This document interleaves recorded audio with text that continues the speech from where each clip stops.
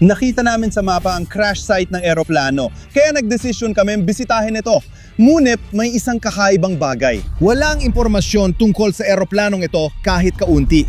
Hindi rehistrado ang flight na ito. Kaya wala kaming idea tungkol sa pinagmulan at destinasyon ng eroplano. Ang eroplanong ito ay bumagsak malapit sa malaking lawa. Kaya dinala ko ang magnet fishing equipment ko para tuklasin ang misteryo. Susubukan naming malaman kung sino ang may-ari ng eroplanong ito.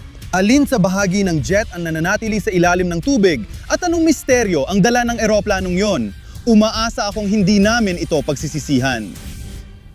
Tingnan mo lang, lahat ng mga bahaging ito ay totoong bahagi ng nasirang eroplano. Mula mismo sa langit, bumagsak ito papunta rito. Baka dati itong eroplano ng mga smuggler. Maaring may mga illegal na kargamento ang mga smuggler sa eroplanong yon. Posibleng yon ang dahilan kung bakit hindi ito rehistrado. Hindi lang basta maliit na eroplano yon, totoong jet siya. May malaking makinang nakahiga sa lupa. Pati ang buntot ay naroon.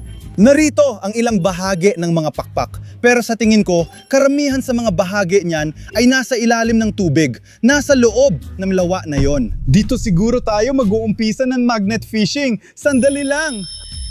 Sino yon?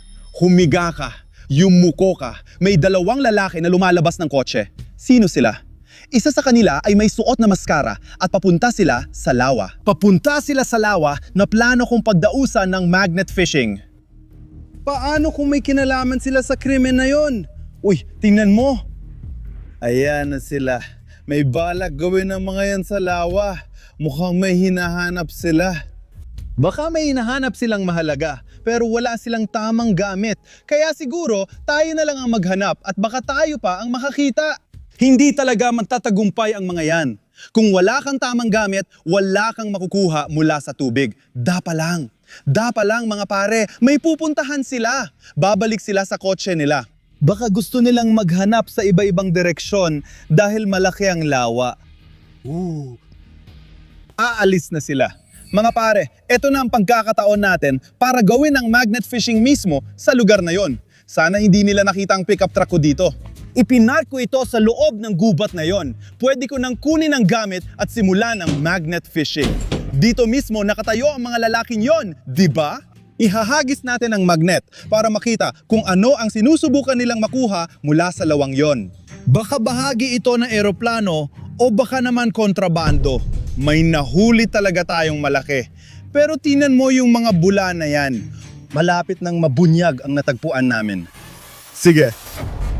Grabe! Iyan ay AK Sandata. Ano ba 'to mga tol? Isulat sa komento kung anong dapat naming gawin. Dapat ba tayong tumawag ng pulis o ano?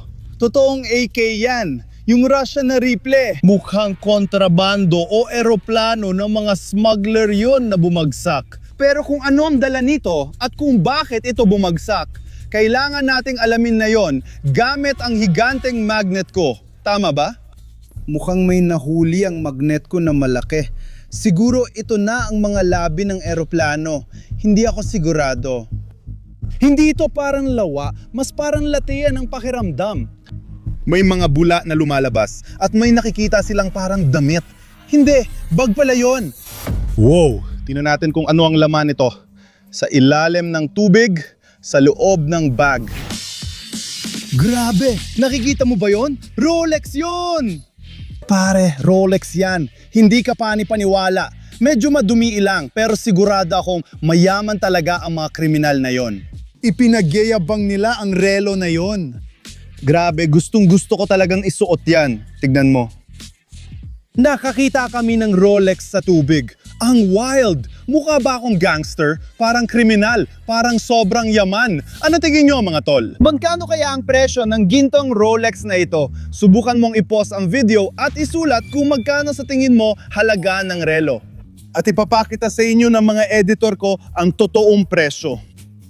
Wow! Kaya pag malapit ang sagot mo, lalagyan ko ng like ang comment mo. Balik tayo sa bag at tingnan pa natin kung ano pa meron. Grabe! Grabe, parang puting pulbos yan, ha? At kung konektado ito sa mga smuggler o sa kontrabando, siguradong may kinalaman ito sa kriminal. Kaya totoo palang kontrabando yan. May iba pa ba dito? Oo, may mas marami pang ginto at mas marami pang diamante. Grabe! Tignan nyo, mukhang totoong ginto yan. Tignan nyo ako mga pare.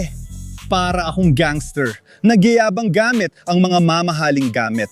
Parang, itutuloy ko pa ang magnet fishing para makita lahat ng mamahaling bagay, di ba? Oo. Kaya, alam ko na ang tinatayang lokasyon. Kaya, dito siguro ang buong eroplano. May nararamdaman akong kung ano sa magnet ko. Pero magaan at madali lang. Hindi masyadong nakakaintriga. Pero, meron pa rin. May lumabas mula sa... Grabe, hindi ka panipaniwala mga pare. Nakahanap tayo ng GoPro sa ilalim ng tubig. Kaya baka yung GoPro na yon ay nasa eroplano. Baka na-record dito ang mismong sandali ng pagbagsak at malalaman natin ang dahilan ng aksidente. Subukan nating buksan ito. Binubuksan ko na. Gumana siya, mababa ang battery pero pwede pa nating panuuri ng video. I-play na natin ang huling na record. Pare, bibili ako ng Lambo para sa sarili ko. Ano? Yung mga lalaking mukhang gangster nasa eroplano at nagyayabang. Oo, sabi ko na sa'yo, yung mga gangster na yon laging nagyayabang gamit ang mamahaling gamit dahil kriminal sila. Sige, tuloy lang tayo manood. Ang saya nito. Pero itong pera, wala namang mangyayari. Ang daming pera, pare. Uy, Nabanggit ko nga yung metal na lalagyan na yon. Baka yung dalawang lalaki na yon ay hinahanap talaga yung lalagyan na yon. Kasi nasa loob yun noon. At ngayon, nasa ilalim na ng tubig, di ba? Sige, panurin pa natin. ako, Akanjet ko, binabasag mo ang mga pader. Hindi. Lowbat na ang GoPro ngayon. Balik tayo sa pickup truck ko, okay? Ilalagay ko ito sa charger sa loob ng pickup truck ko. Tama? Ngayon, tingin ko kailangan nating sundan yung mga smuggler kasi umalis sila kung saan. Baka masundan natin sila at makahanap ng mas interesting na lugar para sa magnet fishing. Sabi ko nga sa simula ng video, napakalaki talaga ng lawa na ito. Kailangan nating sundan ang mga smuggler para madiskubre pa ang ibang lugar na pwedeng mapagkuhanan ng mga interesting na bagay.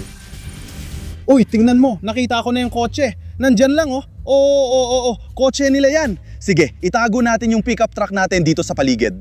Sa tingin ko, hinahanap nila yung case na nakita natin sa GoPro.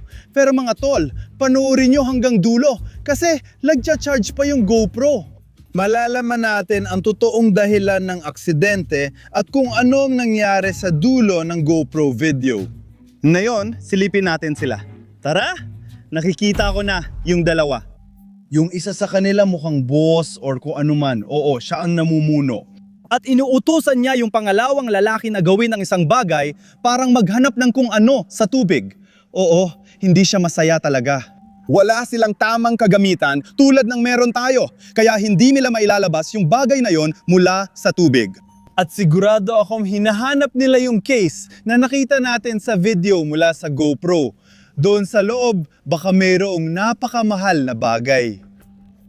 Humiga ka na, babalik na sila sa kotse. Malaki talaga ang lawa na ito. Kaya siguro, sinusubukan nilang maghanap sa ibang lugar. Oo, tingnan natin kung saan sila pupunta. At baka masundan din natin sila. Pero tingnan muna natin yung lugar kung saan sila may hinahanap. Baka maswertehin tayo. Balik tayo sa track. Baka makakuha pa tayo ng higit pang gamit tulad ng Rolex at iba pang nakita natin. Tara na! So, may hinahanap sila dito sa lugar na to. Sa tingin ko ganon. Oh, parang katulad nung una nating drone. Sa tingin ko, yun yung eroplano. O kaya mga parte nito. Ayaw na naman gumalaw. Parang naipit yung magnet ko. Kaya, gumagalaw na yung buong eroplano. Parang may nakuha akong kung ano, pero may nakadikit pa rin sa magnet ko. Mabigat pa rin. Mag-ingat tayo. Tingnan mo ang dami ng bula. Nakikita ko na, lumalabas na siya sa tubig. Uy, may metal na bagay. Oo, grabe mga pare. Sabi ko na nga ba, bahagi yan ng eroplano. Ano ba yan? Uy, yan ang control panel ng eroplano. Isipin mo kung gaano kalala ang pagkakabiyak ng eroplano na to dahil yan sa lakas ng tama sa tubig. Ito ay mga electronics na nasa loob ng eroplano. Mukhang ito yung gamit para sa autopilot. Kunin natin to at subukan nating paandarin. Tara na. Kung mapapagana natin ito kahit papaano, malalaman natin ang distansya. Siguro pati ang pinagmulan ng flight. Kasi ito, ang autopilot. May dala akong mapagkukunan ng kuryente. Siyempre, nasa loob ng pickup truck ko. Oh, yun ang baterya, siyempre. Hindi naman ako eksperto sa electronics, pero alam ko na ang pula ay para sa positive at ang itim ay para sa negative. Kailangan nating tanggalin ang goma sa mga wiring. Tapos, kailangan nating lagyan ng kuryente dito. Tingnan mo, nag-load na ang autopilot. Makikita natin ang rutang dapat daanan ng eroplano. Tingnan mo. Uy! At ang daan ay dumadaan sa mga no-fly zone. Ano ba yan? Isa pa itong katunay na ito ay flight ng mga smuggler na may kontrabando. Akala nila hindi sila matutunton kung dadaan sila sa no-fly zone. Pero ang no-fly zones ay nangangahulugan na maaaring may mga base militar o kung ano paman. Kaya baka itong eroplano ay pinabagsak lang talaga. Pinabagsak ito ng mga missile mula sa mga base militar.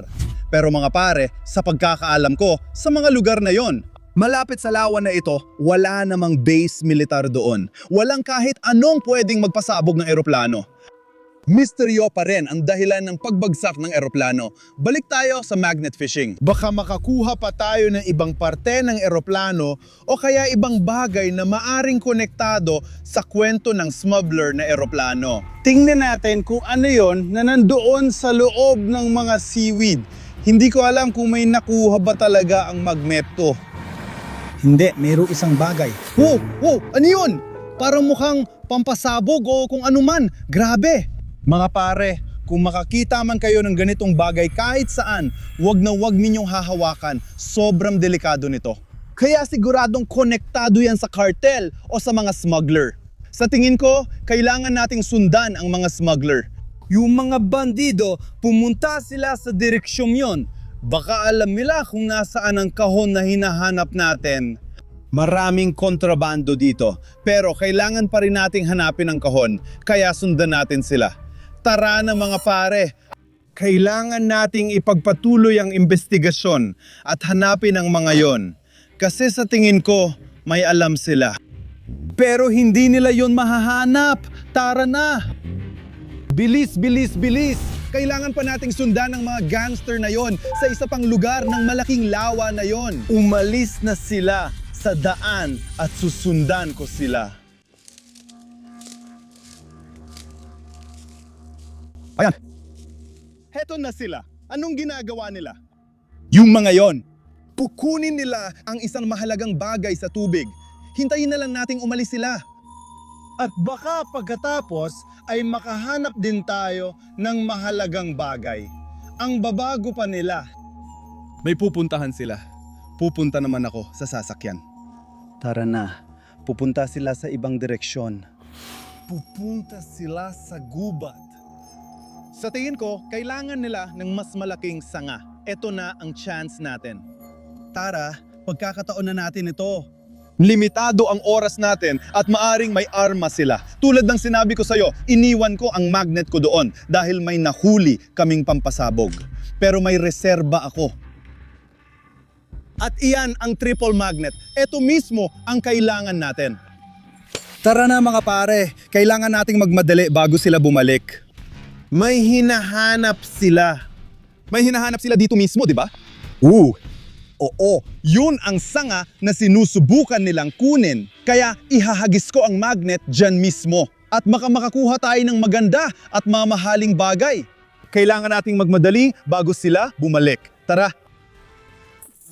Sana walang parte ng eroplano doon. Kasi kung dumikit ang magnet ko sa eroplano, hindi na natin yun makukuha dahil kakapit na yon. May mga bula na, oo, at may nahawakan ang magnet ko. Hindi naman sobrang mabigat siya actually. Hindi sobrang bigat pero mabigat talaga. Sandali. Ano yun? Hindi. Nadulas ang magnet ko pero nakuha ko.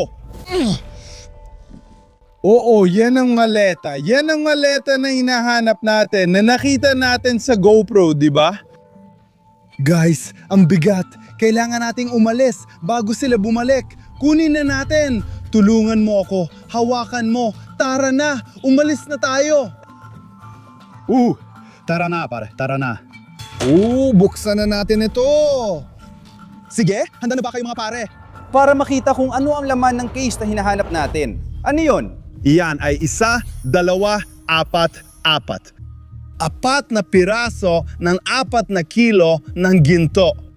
Grabe, 1 gramo siguro ay nagkakahalaga ng $1,000. Pero ito ay parang 4,000 gramo. Yan ay 4 na milyong dolyar. Halos ganun na nga. Grabe, at tingnan mo, ang daming pera. Ang daming pera sa loob ng maleta. At ano pa? May nakuha pa kaming susi ng BMW. Pero wala akong ideya kung nasaan ang kotse. Baka nasa ilalim din ng tubig. Pero grabe, ang dami talagang gamit. Karapat dapat talaga ito sa like mo, kaya pindutin mo na. I like natin ang video na to. Sobrang lupit kasi nito. Hindi ko pinang-arap to. Kaya kailangan nating umalis sa lugar na yon agad-agad. Pero una, may isa pa tayong kailangang gawin. At pagkatapos, kailangan na talaga nating umalis dito ngayon. Panurin natin ang video mula sa GoPro, ayos ba? Kaya bilisan na natin. I-play natin ang huling video na nasimulan natin panurin pero hindi natapos. Oo, kuya. Ang jet ko, may 2 pusa sa loob. Sa screen. Paano mo nakalimutang lagyan ng gasolina ang tangke, tanga? Sumisigaw si Kapitan tungkol sa presyon ng gasolina. Naalala mo? Iniisip natin na pressure pala yung fuel pressure.